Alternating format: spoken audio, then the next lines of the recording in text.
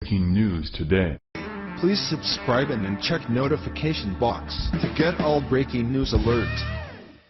California is one state which has led the charge against President Donald Trump's crackdown on immigration, by deliberately giving illegals a sanctuary to escape to after crossing the southern border into the United States. With that as their priority, they inadvertently invited in much more than a flood of new residents, which Trump had warned about. San Diego did things their way and now are suffering the horrific cost of that detrimental decision.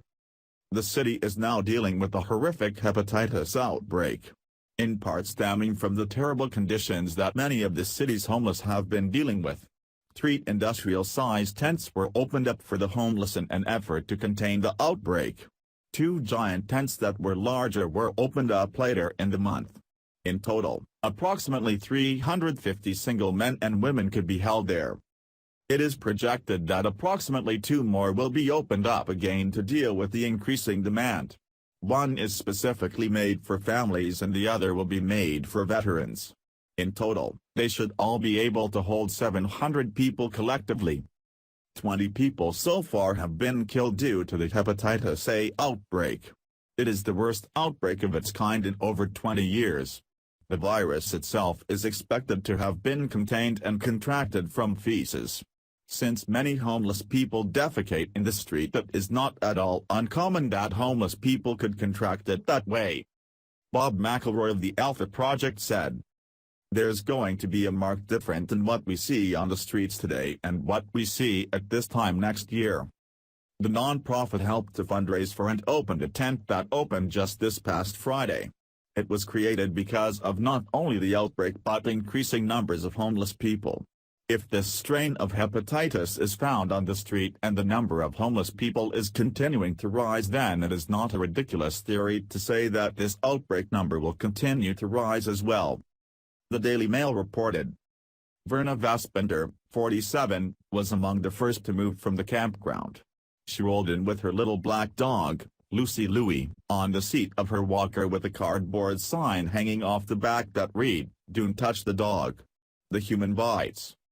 She plopped down on her bunk bed and already felt lucky to be finally under a roof. "My bones were hurting very badly sleeping on the ground," said Vaspender, who has been homeless for 6 years. "On the dew, moisture in the morning. Phew. I'm out of the cold, off the ground, and I'll be feeling better in a few days. All I need is to rest in a bed." Mayor Kevin Faulconer, who welcomed her to the tent, said the goal is to move 65% of the occupants into permanent housing. The city had to divert $6.5 million budgeted for permanent housing to fund the operation of the tents for 7 months. The tents will provide an array of services from mental health care to housing navigators. But the city still faces an acute housing shortage for the poor. Faulconer has earmarked more than $80 million in funds to address the problem. Jamilai Prada lives a block away from the tent that opened Friday.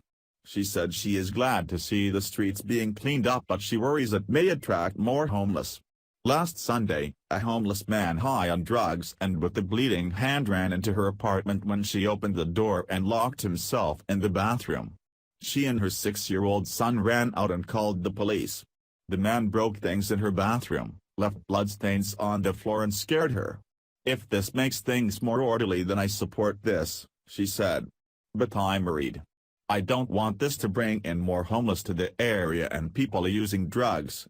There are families with children around here. Look at some of the people who have been affected." It appears that this issue is an incredibly multifaceted and multidimensional issue, dealing with things such as homelessness, disease contraction, drug use, as well as other variables. They all play a role in interacting with one another, and if you don't deal with them all, then there is no way to fix the problem.